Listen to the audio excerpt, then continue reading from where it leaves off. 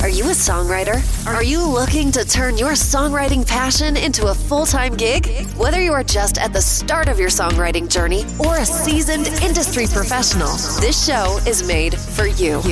Welcome to the Songwriter Show, bringing together songwriting news, interviews, and community. Now, welcome your host, Sarantos. Thank you for tuning in and welcome back to the Songwriter Show right here on Reality Radio 101. I'm your humble host, Sarantos, a solo music artist who's been writing lyrics for as long as I can remember. Words are so important to me, and that's why I'm thrilled to host this show for you every single Tuesday evening. I believe that every song is a story. Tonight, I'm so happy to have Jen Ash. She's an independent artist born in Lebanon and raised in France. After ending her professional basketball career, she decided to follow her true path and move to LA to start a music career. Her influence comes from the 90s, and her goal is to create music to connect and inspire people. She learned to explore music on her own in such an amazing and tumultuous road. Her writing channels her past, present, and future experiences with a splash of imagination. And now, welcome this week's special guest. Welcome to the show, Jen. How you doing? Hi, how are you doing? I'm doing great. So, awesome. Tell us a little bit. That's a unique blend. Born in Lebanon, raised in France. How did that happen? Yeah, it's Lebanon is always a little crazy. There's always problems there. So, my mom moved to France when I was 3, and I grew up in France. And at 25, I decided to move to LA. Okay, and tell us a little bit about your journey in LA. How's that going for you? It's great now, but it was pretty hard when I arrived here. I needed to get used to the difference of the culture, the language, trying to find a home for myself. And I started music in 2018. And I met a lot of people that really helped me to get started. And now I love it. It's a great city. It's very open-minded, and there's a lot of creatives here. So it feels like home now, Yeah, I love that line. It's very feels like home. It's open-minded. That's kind of a cool way to describe a city. Yeah, I visited a couple cities. I went to Boston. I went to Orlando and Miami this year. And every time I'm so ready to come back home because it's the city of angels. There's a lot of people with a lot of dreams, and I feel it's driving us to be better artists and better persons too. Yeah, absolutely. Tell us about your instrument. Are you a singer? Do you play an instrument? What's your story?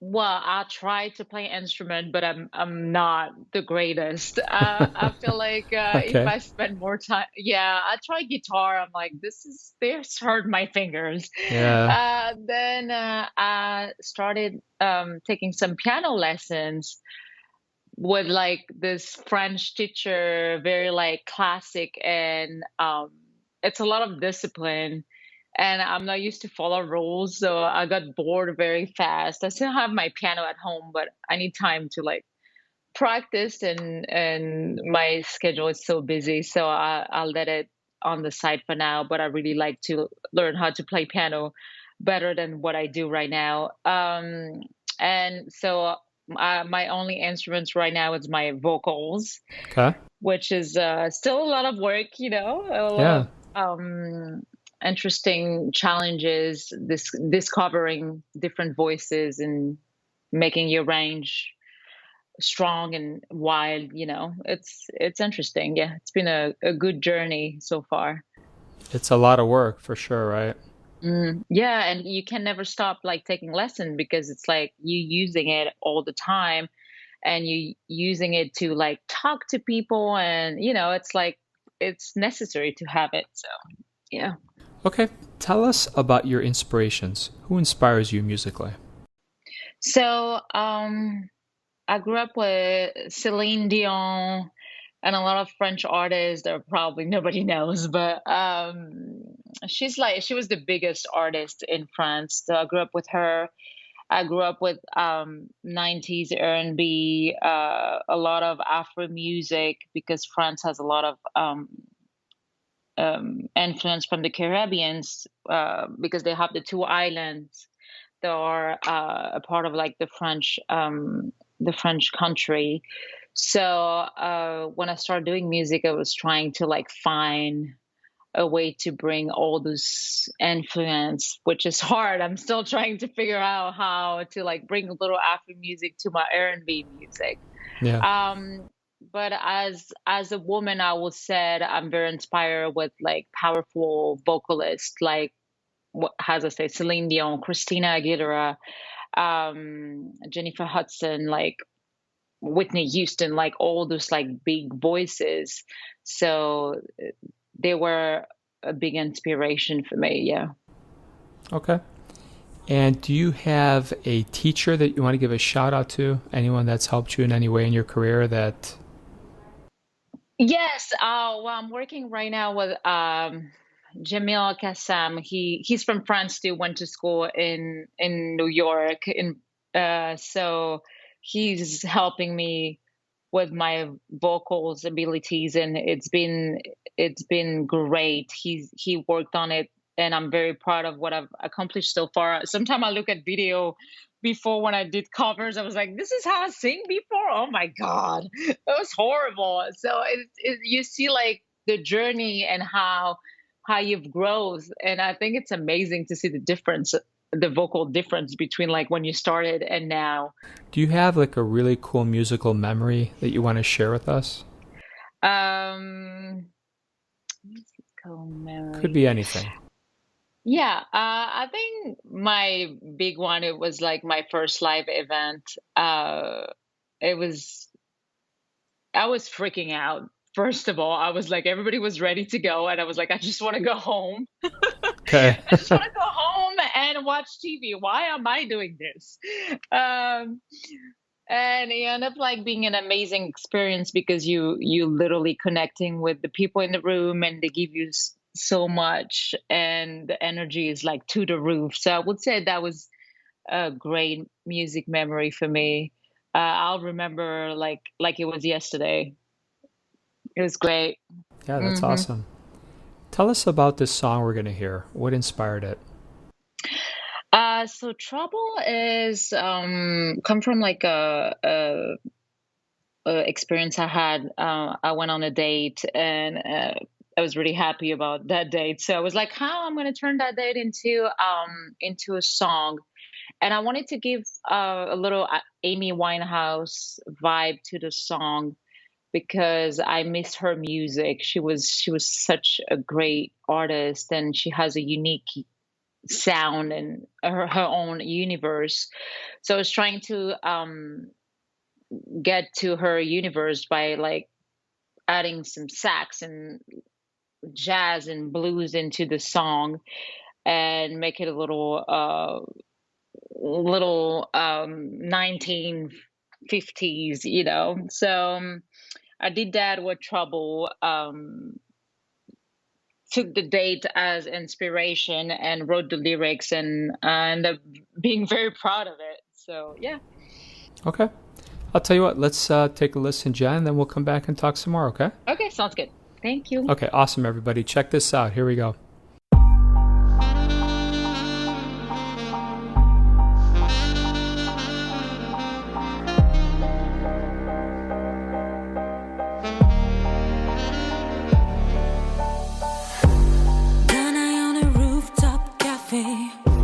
After going down the freeway, I knew you were the one right away.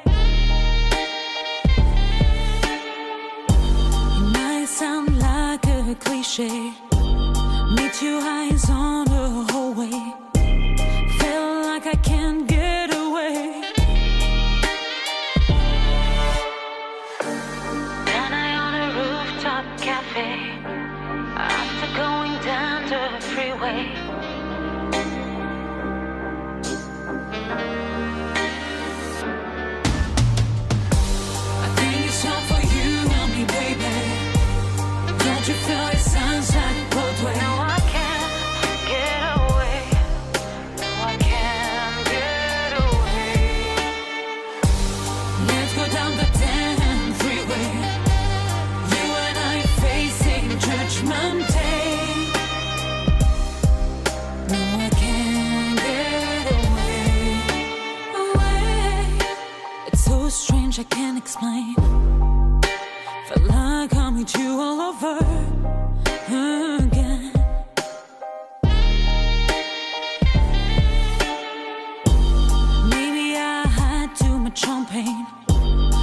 destiny who calls all over again.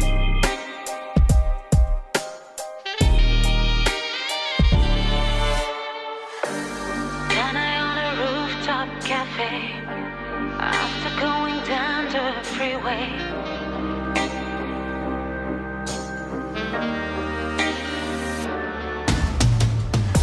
I think it's time for you and me, baby. Don't you feel it sounds like Broadway? No, I can't get away. No, I can't get away. Let's go down the damn freeway. You and I facing Judgment Day. No, I can't get away.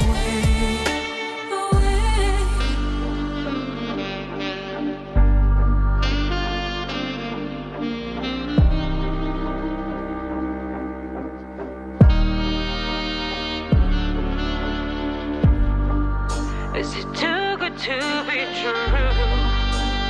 Maybe if I'm taboo. Do you feel me too? I think it's time for you and me, baby. Don't you feel it sounds like Broadway? No, I can't get away. No, I can't get away. Let's go down the damn freeway.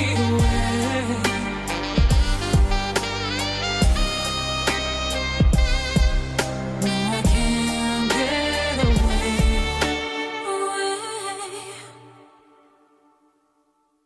That was very cool, John. Very funky. Tell us a little bit about what you got planned for the rest of the year for the fans. So definitely having more music coming up. I'm working on an EP. That probably gonna be out in October. I just shot the music video for Trouble that is out. It was fun. I took myself out of my comfort zone and started dancing and doing a lot of things that I wouldn't do before. So that was interesting to see how far I can push myself. So if you want to check it out, it's on the platforms.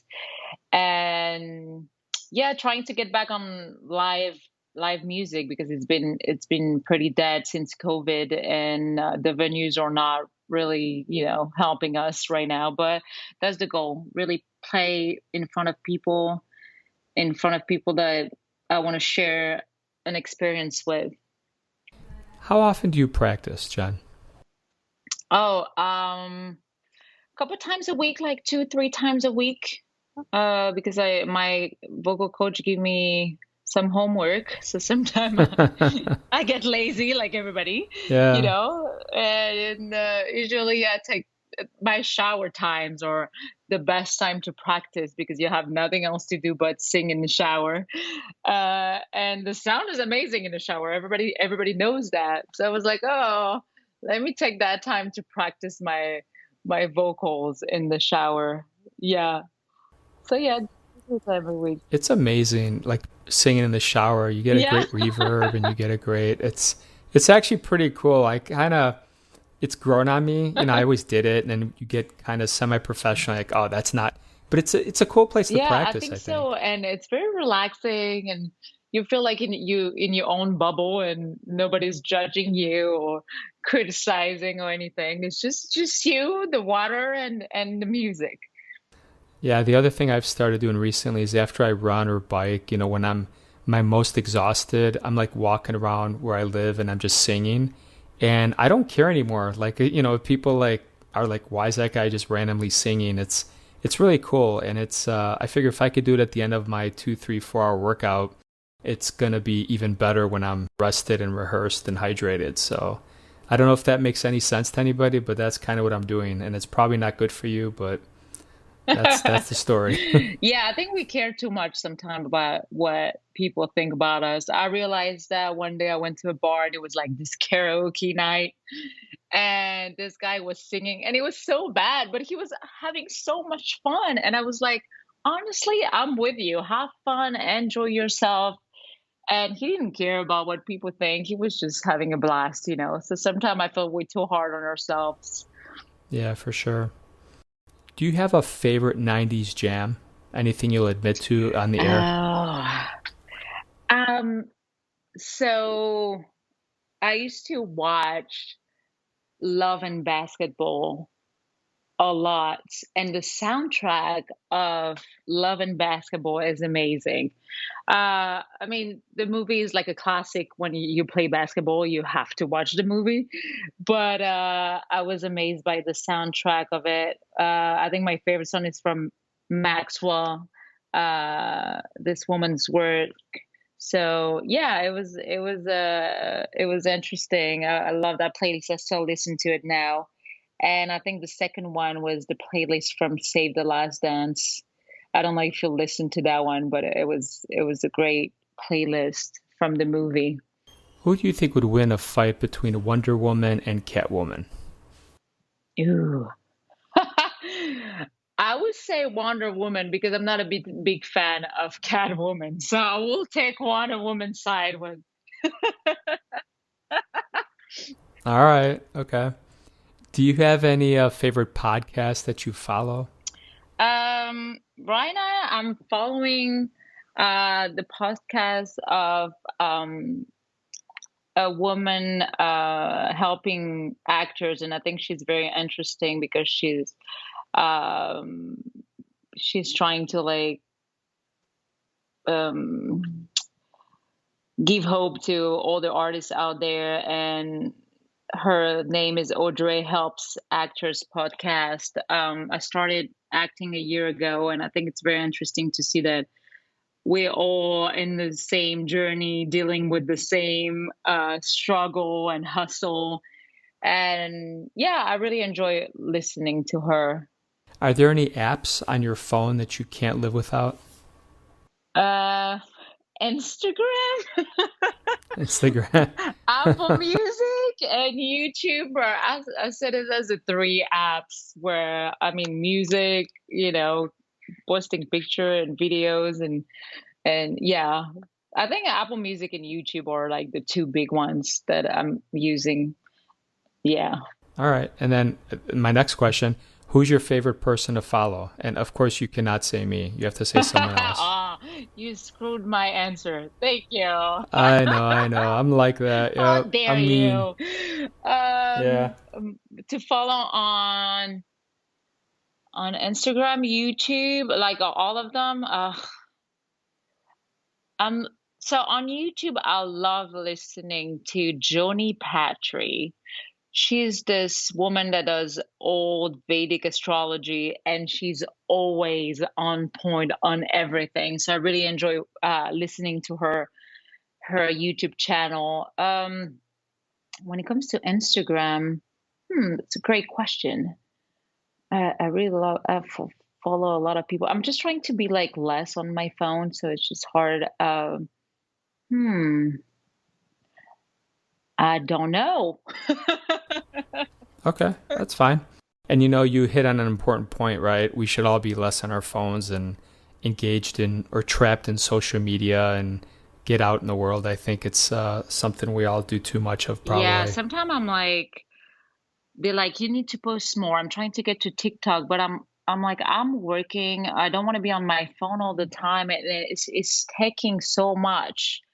And I feel like people don't know how to talk to each other anymore. And it's just sad because as artists, we needed to promote ourselves. But at the same time, I don't want to be stuck to my phone 24/7. It's just ridiculous. So, yeah.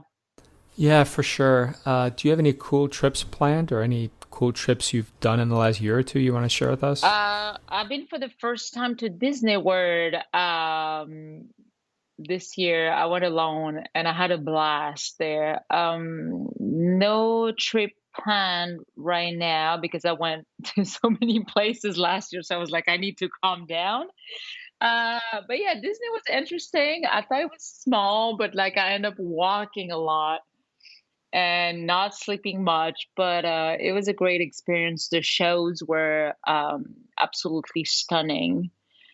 And that's why I like, I mean, Disney is like another subject, but I think what they do with art is it's amazing and it's a great example. So I really enjoyed their show, and they had little musicals, and so it was a great trip. What do you think about what's happening with songwriter royalties in the current situation? Obviously none of us think they get paid enough, Yeah. but what are your feelings about that? Uh,